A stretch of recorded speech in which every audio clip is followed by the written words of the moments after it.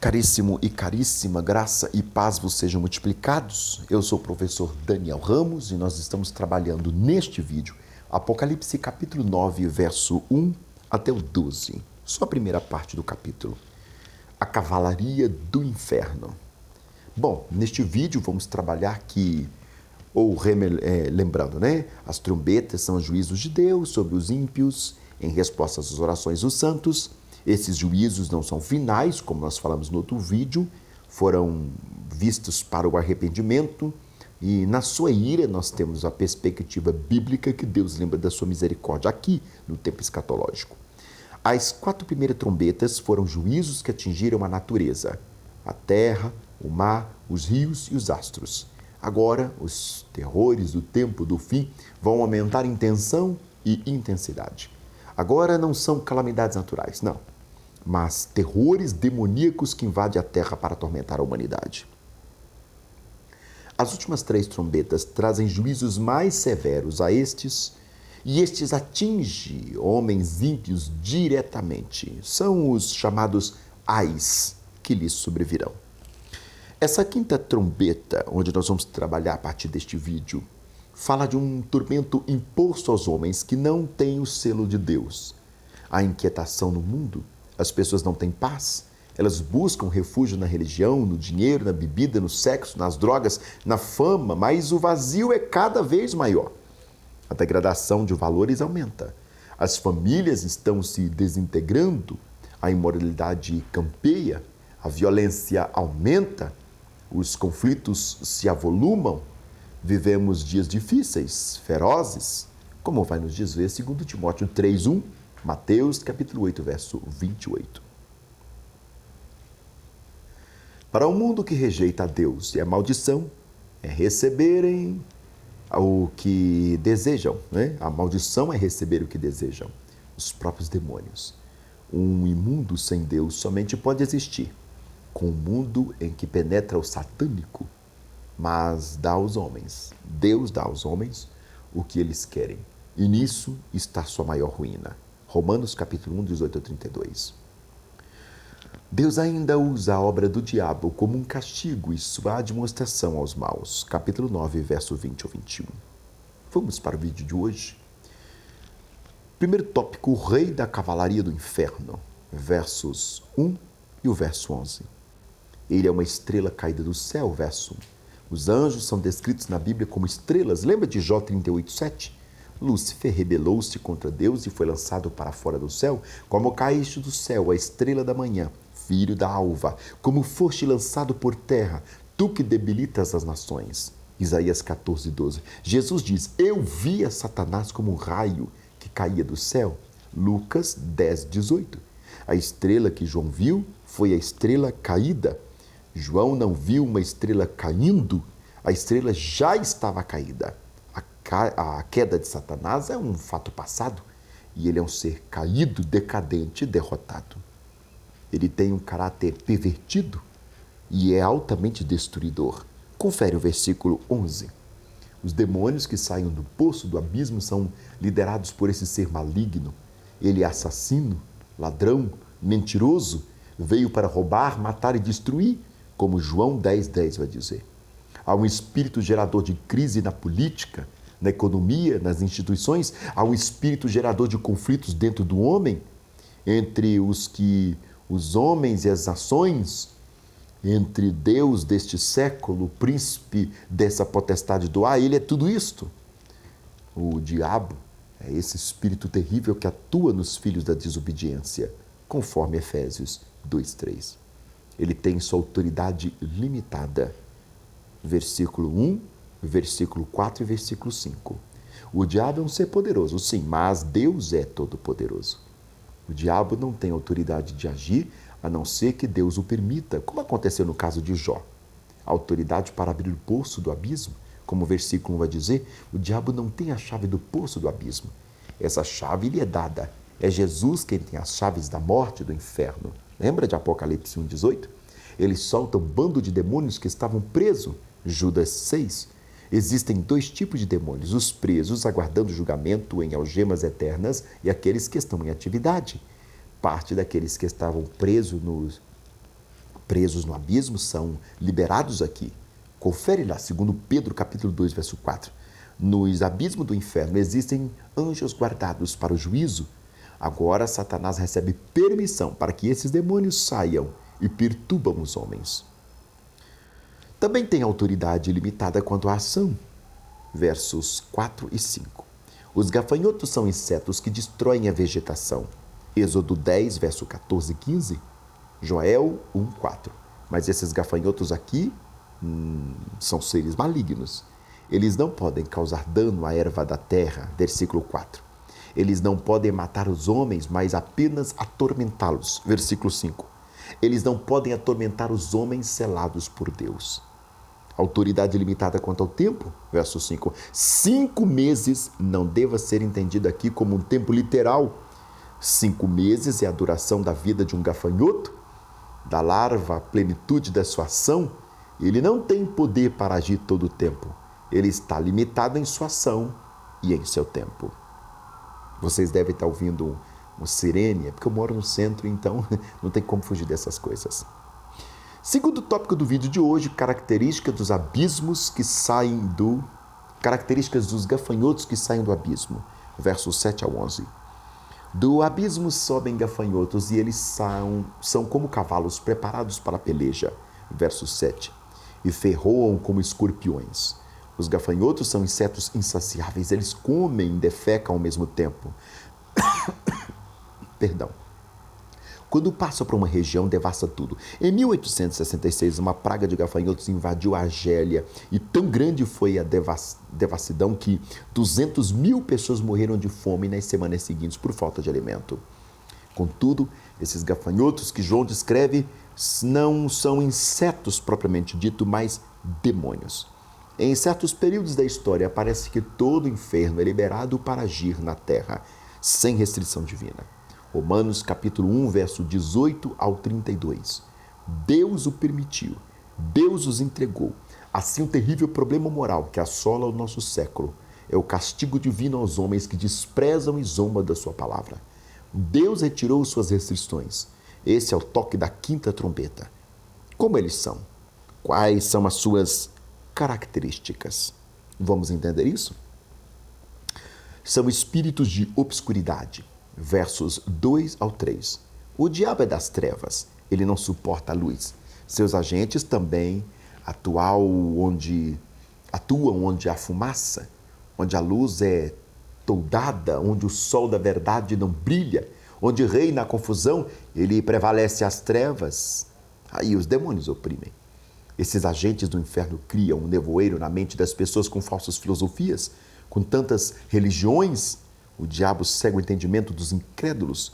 O grande projeto desses demônios é manter a humanidade num berço de cegueira, numa vida de obscurantismo espiritual e depois levá-los para o inferno.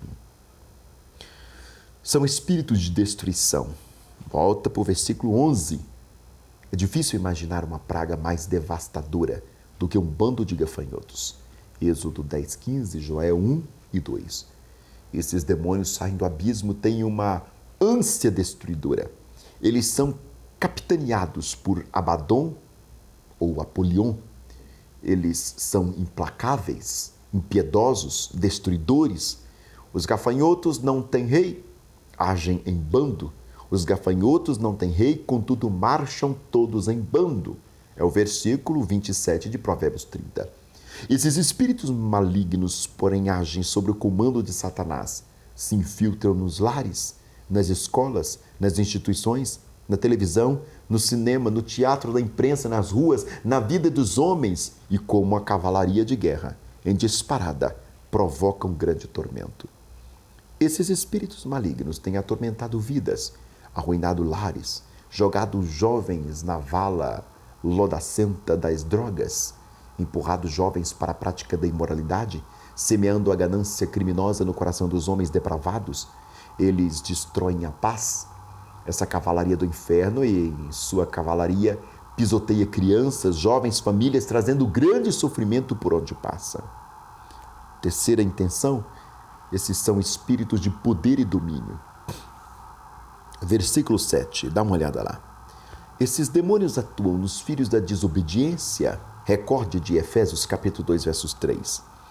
Eles mantêm no cativeiro seus escravos, Mateus 12, 29. Os ímpios estão sob o domínio de Satanás, Atos 26, 18. E estão no reino das trevas, Colossenses 1, 13. O diabo é o seu Deus, é o Deus deste século. Lembre-se de 2 Coríntios 4:4. É o príncipe da potestade do ar, Efésios 2:2. E o espírito que atua nos filhos da desobediência, em Efésios 2:3. Há pessoas que vivem debaixo do reinado do medo e terror. Há pessoas que são verdadeiros capachos do inimigo, indo a cemitérios, inclusive para fazer despachos. Outros são ameaçados de morte ao tentarem sair dos seus tentáculos.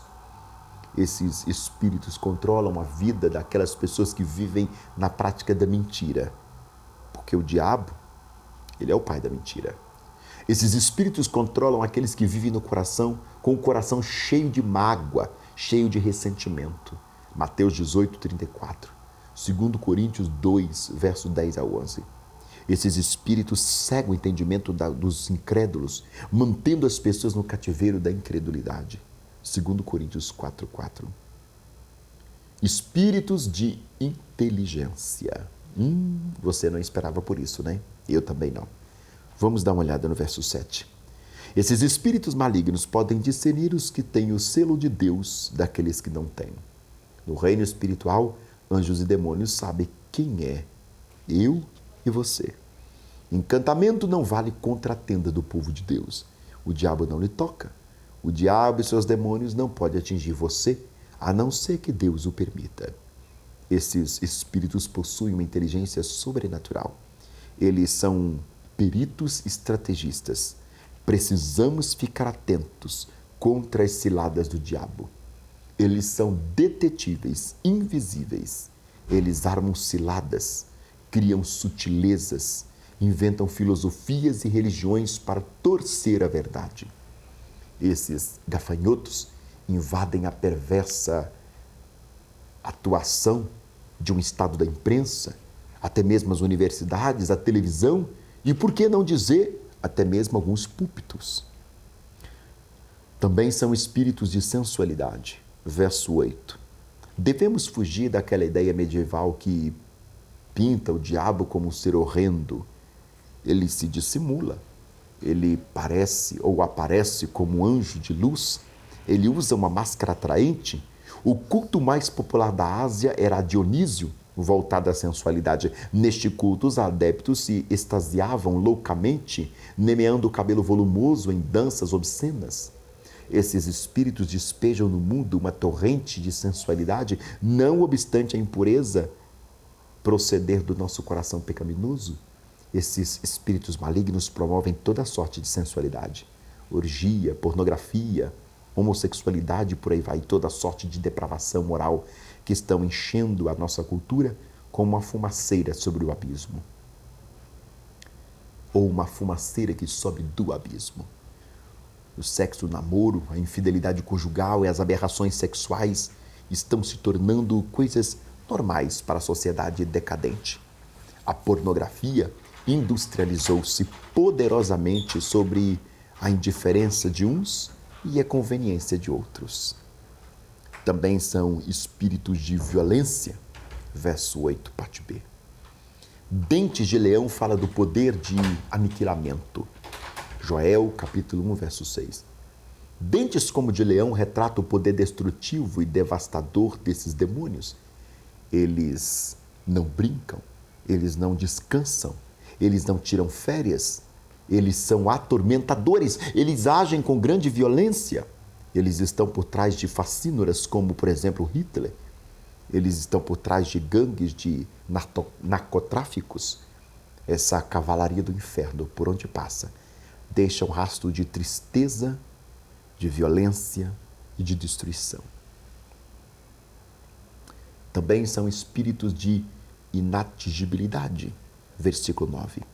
Esses espíritos são seres invisíveis, inatingíveis, que não podem ser atacados por armas convencionais.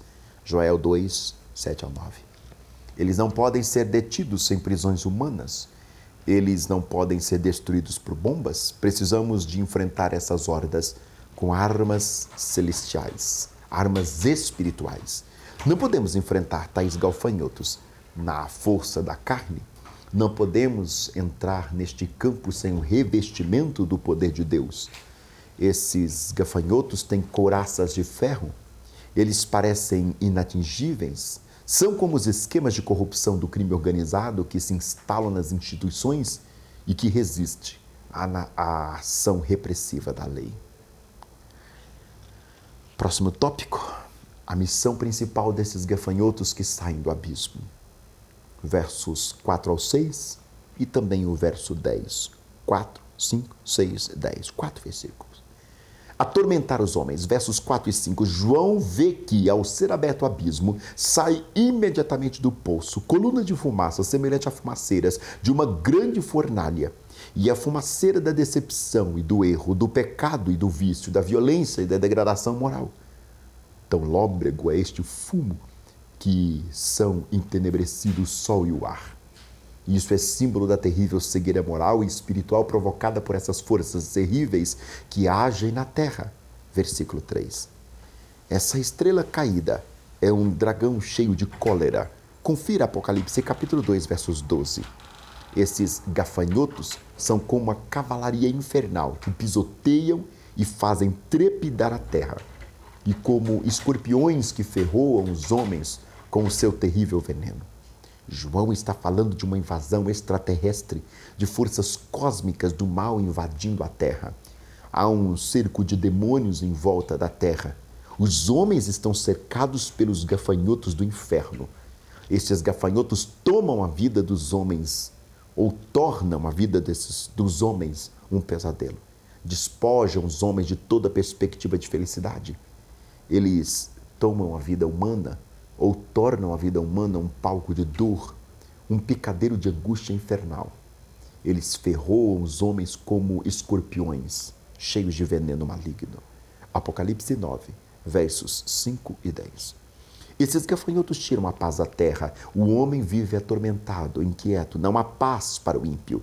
Não há paz nas famílias. O mundo está em conflito. Neste desespero existencial, os homens buscam a fuga no misticismo, nas drogas, no alcoolismo, mas não encontram alívio, evidentemente.